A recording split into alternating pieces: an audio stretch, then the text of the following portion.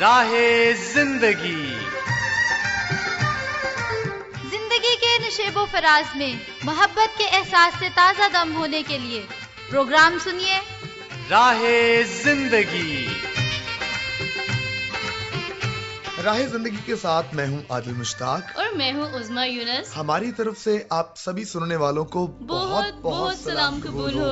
تو کیا حال چال ہے جناب، کیسے مزاج ہیں؟ امید کرتے ہیں کہ آپ سب لوگ اپنا خیال بھی رکھتے ہوں گے اور گرمی کی شدت میں خاص طور پر آپ اپنا زیادہ خیال رکھتے ہوں گے۔ اور عظمیٰ میں یہ سوچ رہا تھا جب میں آ رہا تھا کہ ہم کئی دفعہ ہمارا موڈ بالکل اپسٹ ہوتا ہے اور کچھ لوگوں کے ساتھ ہماری رفاقت اس موڈ کو اپسٹ ہوتے ہوئے ایک دم چینج آ جاتا ہے، اطمینان آ جاتا ہے، ایک دم سے شادمانی کا عنصر ہماری طبیعت میں شامل ہو جاتا ہے۔ اور کئی دفعہ تو ایسا ہوتا ہے کہ ہم سمجھتے ہیں کہ آج زندگی کا آخری دن ہے، اور بہت سے لوگوں کی ایسی میں نے مثالیں پڑھی جن کے تعلق سے جنہوں نے بیان کیا کہ وہ اپنی زندگی کو ختم کرنے جا رہے تھے، لیکن ایک شخص ان کو ملا اور اس شخص نے ان کو اس عمل سے روک دیا اور آنے والی زندگی میں بھی انہوں نے بڑی اچھی جو زندگی گزاری، کامیابیاں سمیٹی۔ تو آپ کسی کی رفاقت ہماری زندگی پر بہت ہی مثبت اثر ڈال سکتی ہے۔ تو کتنا اچھا ہو کہ گرمیوں کی چھٹیاں بھی چل رہی ہیں، ہم نکلیں، دوسرے لوگوں سے ملیں، کیونکہ کبھی کبھی ایسا ہوتا ہے کہ ایک گھر میں رہ کر، ایک جگہ پہ رہ کر ہمارا موڈ جو ہے وہ افسردہ ہو جاتا ہے، فرسٹریٹڈ ہو جاتے ہیں ہم، لیکن جیسے ہم باہر نکلتے ہیں، ملتے ہیں لوگوں سے، وہ اپنے تجربات ہم سے بیان کرتے ہیں اور کچھ ایسی اچھی باتیں بتاتے ہیں جو ہمارے لیے بہت ہی فائدہ مند ثابت ہوتی ہیں، ہماری شخصیت پر بھی بہت اچھا اثر ڈالتی ہیں، اور ان لوگوں میں سے پازیٹیو وائب جو فلو کرتی ہیں وہ ہمارے موڈ کو یکسر ہی تبدیل کر دیتی ہیں۔ جی بالکل، آپ نے ٹھیک کہا، اور یہ ہمارے پاس مہارت ہونی چاہیے کہ ہم نے اچھی اور بری باتیں بھی ہمیں سننے کو ملیں گی، لیکن ہم اپنے لیے کیا لیتے ہیں یہ بہت معنی خیز ہے۔ تو اچھی رفاقت ہو تو اس سے تو کیا فائدہ ہے، لیکن اگر کئی دفعہ ہم ایسے لوگوں سے بھی ملے تو ان سے بھی ہم ان کے منفی تجربات سے اچھی چیزیں اپنے لیے نکال سکتے ہیں۔ تو جیسی رفاقت ویسا ہی ہمارا مزاج ہوتا چلا جائے گا۔ لیکن سب سے بڑھ کر ہمیں ضرورت ہے خدا تعالیٰ کی رفاقت کی۔ تو آئیے آگے بڑھتے ہیں اور اپنی رہنمائی کے لیے سنتے ہیں تلاوت کلام مقدس۔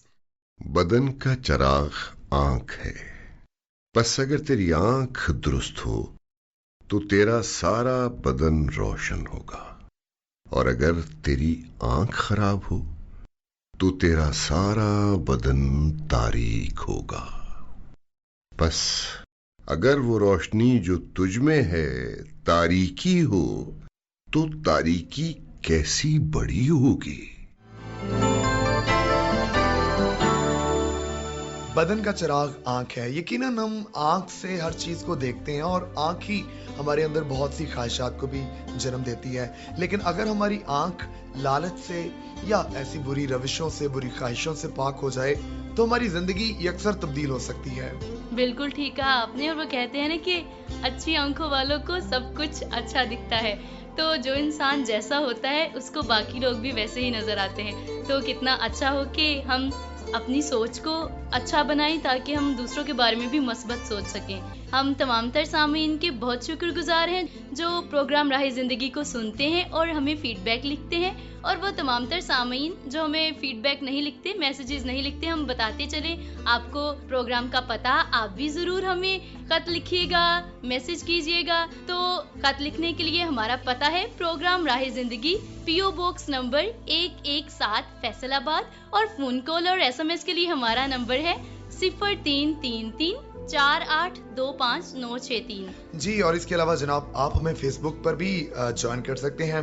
فیس بک آئی ڈی ہے PCRM فیصل آباد، اور ہمارا یوٹیوب چینل ہے پاکستان کرسچن ریکارڈنگ منسٹریز۔ تو کوئی بھی جناب آپ ذریعہ استعمال کرتے ہوئے ضرور آپ رابطہ کیجیے، اور جن لوگوں نے رابطہ کیا ہے ان لوگوں کے کافی سارے خطوط میرے پاس موجود ہیں، عظمیٰ کے پاس بھی موجود ہیں، تو چلیے پھر ان کو شامل کرتے ہیں۔ عظمیٰ جی ہاں، سب سے پہلا میسج میرے پاس موجود ہے سلیمان انصاری صاحب کا، اور آپ ریگولرلی سنتے ہیں، ریگولرلی لکھتے بھی ہیں، اور ہمیشہ آپ کا میسج ہمارے لیے بہت ہی خوشی کا باعث ہوتا ہے۔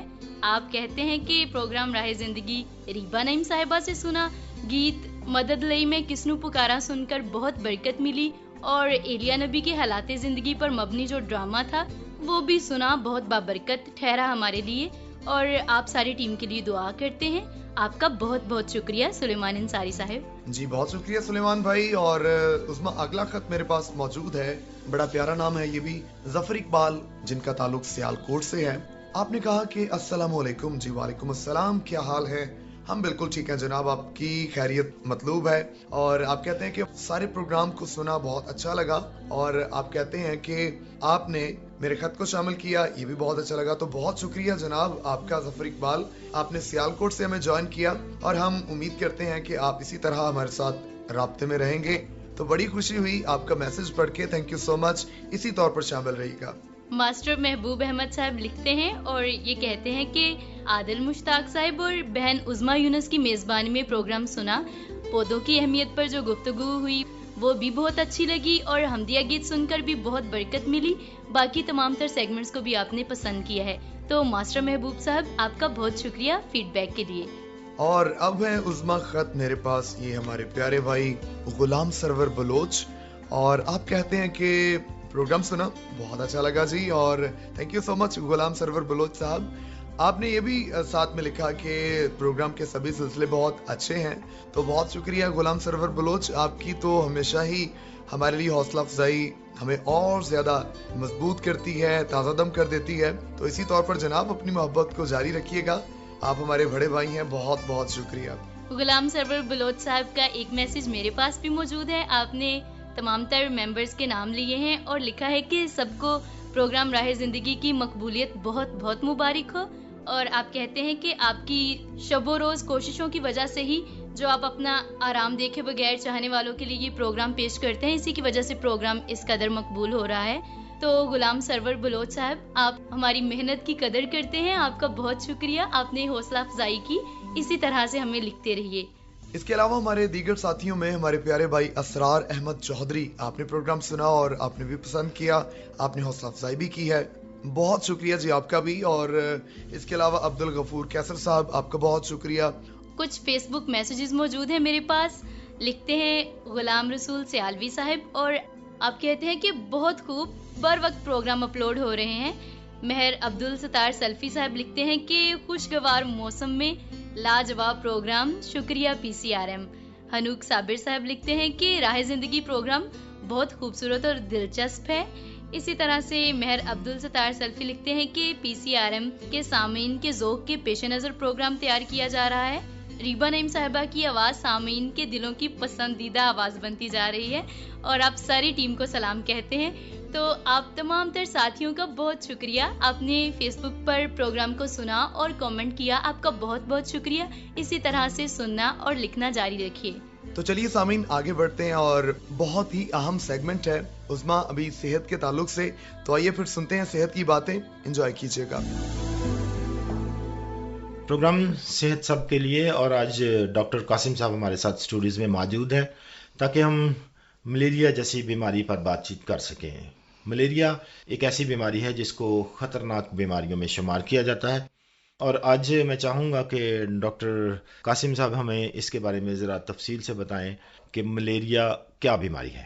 جی بہت شکریہ. ملیریا کے بارے میں کچھ کہنا چاہوں گا. لفظ ملیریا مالا اور ایئر دو لفظوں سے مل کے بنا ہے. مالا مینز گندی, ایئر ہوا, یعنی پرانے زمانے میں کنسیپٹ تھا کہ یہ گندی ہوا کے چلنے سے یہ مرض ہوتا ہے, لیکن جیسے جیسے میڈیکل سائنس نے ترقی کی, ریسرچ ہوتی گئی, تو یہ انکشاف ہوا کہ یہ گندی ہوا سے نہیں ہوتا بلکہ مچھر کے کاٹنے سے ہوتا ہے. اور مچھر کا بھی ایک خاص نسل ہے, اسے ماسکیٹو اینوفلیز مچھر کہتے ہیں, اور صرف فیمیل مادہ مچھر کے کاٹنے سے ہوتا ہے. ہاں, یہ تو بڑی عجیب بات ہے کہ نر مچھر جو ہے وہ بے ضرر ہے, لیکن مادہ اس سے ہوتا ہے. ایکچولی مادہ نے ریپروڈکشن کے لیے, اپنے آپ کی نسل کو بڑھانے کے لیے اسے انسانی خون کی ضرورت ہوتی ہے. تو جب وہ انسانی خون چوستی ہے تو تب وہ ملیریا کا جو جراثیم ہے, پلازموڈیم اسے کہتے ہیں, وہ انسانی خون میں انجیکٹ کر دیتی ہے, ادھر چھوڑ دیتی ہے. وہ انسانی خون میں پرورش پاتا ہے, اپنے آپ کو تعداد بڑھاتا ہے, ملٹی پلائی کرتا ہے, اور اس کے بعد وہ آپ کے ریڈ بلڈ سیل, خون کے سرخ خلیوں کے اوپر حملہ ور ہو جاتا ہے. تو ملیریا میں ایک خاص قسم کا بخار ہوتا ہے کہ ایک دن بخار کپ کپی کے ساتھ ہوگا، اس کے بعد بخار کے بغیر کچھ ٹائم گزاریں گے، پھر دوبارہ کپ کپی والا بخار ہوگا، اس کے بعد پھر فیور فری انٹرول ہوگا، بخار کے بغیر ٹائم ہوگا۔ بعض اوقات یہ 2 دن بھی ہو سکتا ہے بخار فری انٹرول، اور بعض اوقات ڈیلی بھی ہو سکتا ہے، اور بعض اوقات 3 دن بھی ہو سکتا ہے۔ تو یہ بخار جو ہے، یہ بیماری کس حد تک خطرناک ہو سکتی ہے؟ یہ جان لیوا بھی ثابت ہو سکتی ہے۔ اگر ملیریا کمپلیکیٹ ہو جائے، دماغ پہ حملہ ور ہو سکتا ہے، سیریبرل ملیریا کہتے ہیں ہم اپنی زبان میں، یہ گردوں کو خراب کر سکتا ہے اور حتیٰ کہ مریض کی جان بھی جا سکتی ہے۔ ڈاکٹر صاحب، کبھی کبھی ہم ایسا کرتے ہیں کہ ہم ان بیماریوں کو بڑا ہی عام سمجھتے ہیں اور اس کے علاج پہ اتنی توجہ نہیں دیتے، لیکن جیسے آپ نے کہا کہ یہ نہایت خطرناک ہو سکتی ہے اور جان لیوا بھی ہو سکتی ہے، تو اس کا مطلب یہ ہے کہ ہمیں فوراً اس کا علاج شروع کرنا چاہیے۔ بالکل۔ تو کس طرح پتہ چلے گا کہ مجھے ملیریا ہو گیا ہے؟ اگر آپ کو بخار ہو رہا ہے اور پیناڈول یا سمپل بیڈ ریسٹ سے بخار نہیں جا رہا، تو آپ ڈاکٹر صاحب سے رجوع کریں گے۔ کوئی بھی جو میڈیکل اسپیشلسٹ ہیں وہ آپ کے فردر ٹیسٹ کروائیں گے۔ بلڈ کا ایک ٹیسٹ ہوتا ہے، اس میں ملیریل پیراسائٹ جو ملیریا کا جراثیم ہے وہ نظر آ جاتا ہے، مائکروسکوپ خوردبین کے اندر رکھ کے دیکھتے ہیں تو ہمیں وہ جراثیم نظر آ جاتا ہے۔ جب کنفرم ہو جاتا ہے تو پھر ہم اس کی ٹریٹمنٹ دیتے ہیں، آگے ٹریٹمنٹ شروع کرتے ہیں۔ ڈاکٹر صاحب، اکثر ہم لوگ جو ہیں ٹیسٹ کروانے سے کچھ گھبرا جاتے ہیں، تو کیا ٹیسٹ کے بغیر اس کا علاج ممکن نہیں یا اس کا تشخیص ممکن نہیں ہے؟ ٹیسٹ کے بغیر آپ اندازہ لگا سکتے ہیں لیکن یقین کے ساتھ نہیں کہہ سکتے، تو کچھ اندازہ ٹیسٹ کے بغیر ہو جاتا ہے آپ کو، لیکن با یقین ہونے کے لیے ٹیسٹ ضروری ہے۔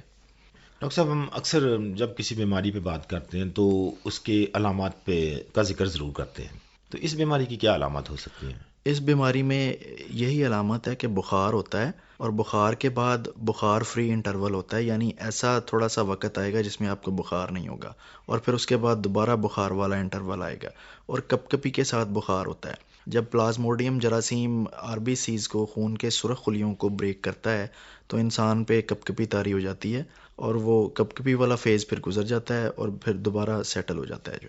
یعنی ہمارے خون کے جو سرخ جراثیمیں ہیں وہ اگر کم ہو رہے ہوں یا وہ مر رہے ہوں تو اس کا مطلب ہے کہ ہمیں زیادہ بیماری کی شدت کا احساس ہونے لگتا ہے، ایسا ہی ہے؟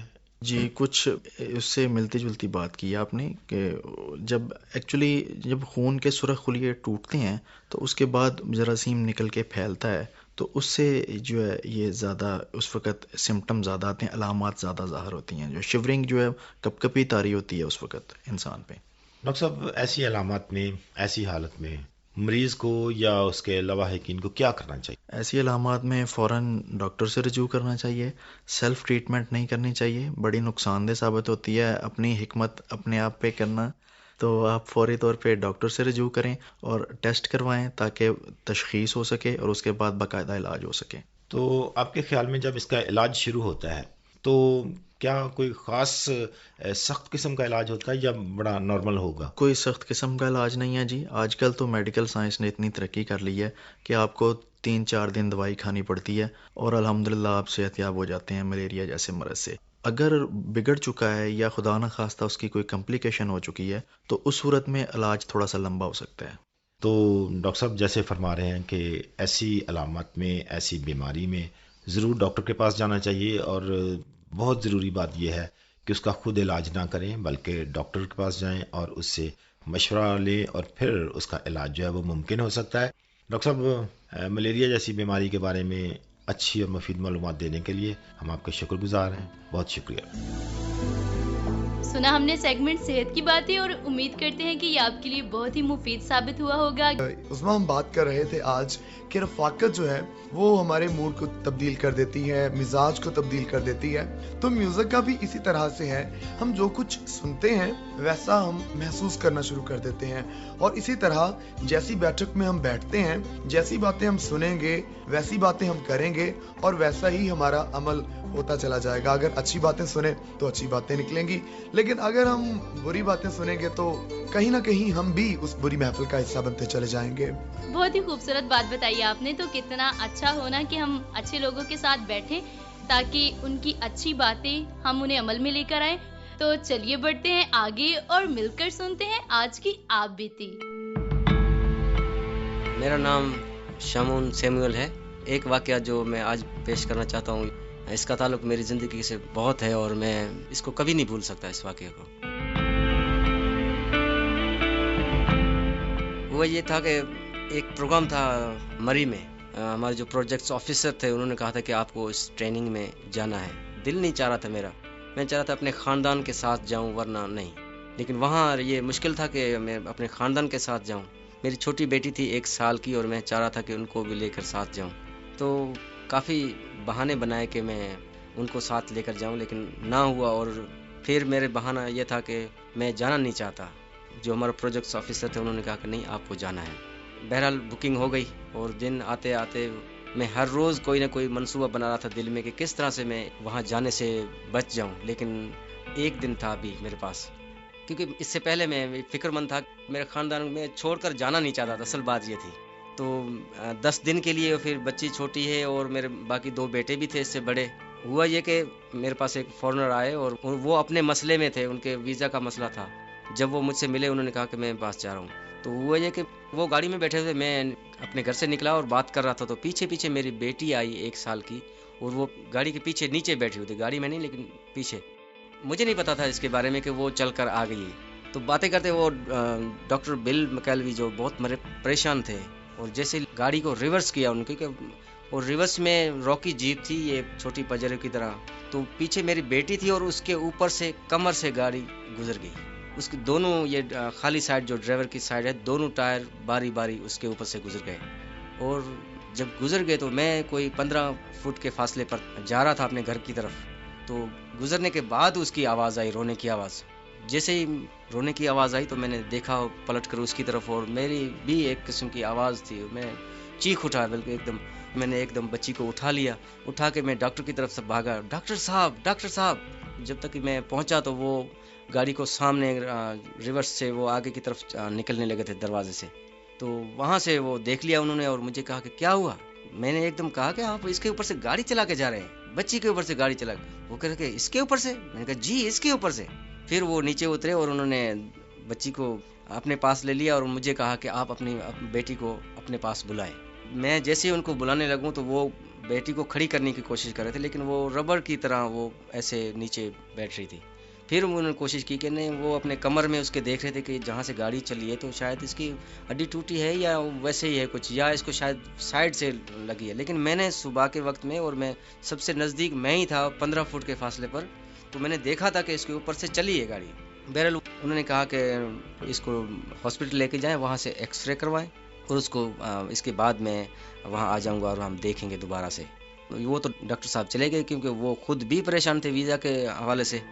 میں واپس آیا، بچی کو اٹھا کر روتا ہوا اسی طرح سے میری مسز کے پاس گیا، تو اس کو بتایا اور وہ بھی رونے لگی، اور پھر ہم موٹر سائیکل پر لے کے اس کو دونوں سے جلدی سے ہم چلے گئے شہر۔ بچی ابھی تک رو رہی ہے لگاتار، تو وہاں گئے ہاسپٹل میں، اور پہنچے ہی ہاسپٹل میں رش ہو گیا، اور وہ ڈاکٹر صاحب نے کہا کہ یہ کیا کرنا ہے آپ کو اس کی بیٹی کو؟ تو میں نے کہا کہ ایکس رے کروانا ہے۔ انہوں نے کہا کیا ضرورت ہے اس کو ایکس رے کی؟ تو میں نے کہا کہ ہم پھر بھی چاہتے ہیں۔ بہرحال انہوں نے ایکس رے کیا، اور ایکس رے کرتے وقت دیکھا تو وہ ایکس رے، تو انہوں نے کہا کہ یہ بالکل ٹھیک ہے۔ انہوں نے کہا تھا کہ جو ایکس رے دیکھ کر انہوں نے کہا کہ گاڑی اس کے اوپر سے چلی ہے، یہ آپ کی بات درست ہے، کیونکہ آپ ہی نزدیک تھے، اور اس کے اوپر سے نشان جو نظر آئے ہیں وہ بھی، اور وہاں صبح جو یہ ہمارے سندھ میں ہم کہتے ہیں کلر کے اوپر جو نشان تھے، ٹائر کے بالکل صاف نشان، جہاں بیٹی گری ہوئی تھی وہاں بھی نشان تھے، اور جہاں سے اوپر سے گزری ہے یہاں بھی صاف تھا کہ یہ ادھر سے ٹائر نہیں چلا۔ تو گاڑی اس کے اوپر سے چلی ہے، لیکن خدا نے اس گاڑی کا وزن اوپر سے کھینچ لیا ہے، ورنہ وہ بچی کیسے بچ سکتی تھی۔ روتے روتے وہ سو گئی، سونے کے بعد کوئی 11 بجے وہ دوبارہ اٹھی، میں نے اس کو کھڑا کرنے کی کوشش کر رہے تھے، وہ کھڑی نہیں ہو سکی۔ پھر 12 بجے کوئی تھوڑی سی وہ دونوں پاؤں پر وہ کھڑی ہو رہی تھی۔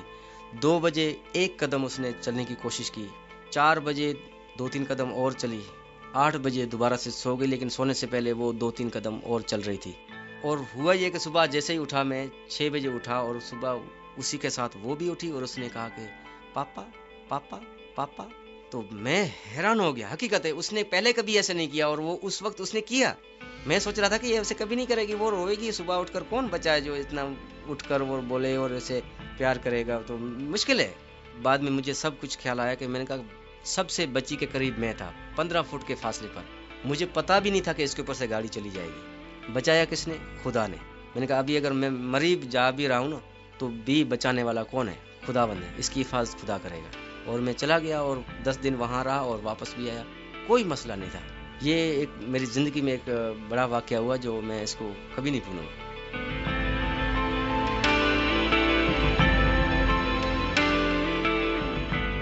जी तो जनाब, कैसी लगी फिर आपको आप बीती? और सबसे बड़ी बात जो हम रफाकत की आज कर रहे हैं, तो सबसे अहम रफाकत ये है कि हम खुदा के साथ वक्त गुजारें, दुआ में वक्त गुजारें, हम खुदा के अहकाम को पढ़ें, ताकि हमारे अंदर वो बातें शामिल होती चली जाएं, हमारे बातन में वो बातें शामिल होती चली जाएं जो हमारी ज़िंदगी को तब्दील कर सकती हैं। तो खुदा करे कि हमारी तबीयत ऐसी ही हो जाए और खुदा के साथ हमारी रफाकत दिन ब दिन मजबूत होती चली जाए। तो इस बात के लिए ज़रूरी है हमें खुदा ताला से दुआ करना। आइए झुकाते हैं अपने सरों को खुदावन के हुजूर और मिलकर करते हैं दुआ। कादिर मुतलिक आसमानी बाप, हम आपकी हुजूरी में आते हैं, आपकी बेहद शुक्रगुजारी करते हैं आपकी सारी बरकतों के लिए, और आपसे इल्तिजा करते हैं कि आप हमें तब्दील कर दीजिए, हमारे दिलों को अपने नूर से मुनव्वर कर दीजिए और हमें फहम अता कर दीजिए ताकि हम आपको बेहतरीन तौर पर जान सकें। इसी के साथ हम दुआ करते हैं अपने तमाम सामीन के लिए, उनके खानदानों के लिए। अगर कोई बीमार है, परेशान है या दुखी है तो उसकी बीमारी, परेशानी और दुख दूर हो, आमीन। हम दुआ करते हैं कि हमारे मुल्क में अमन और सलामती कायम कर दीजिए, और इस दुआ को हम मांगते हैं यीशु मसीह नासरी के नाम से, आमीन।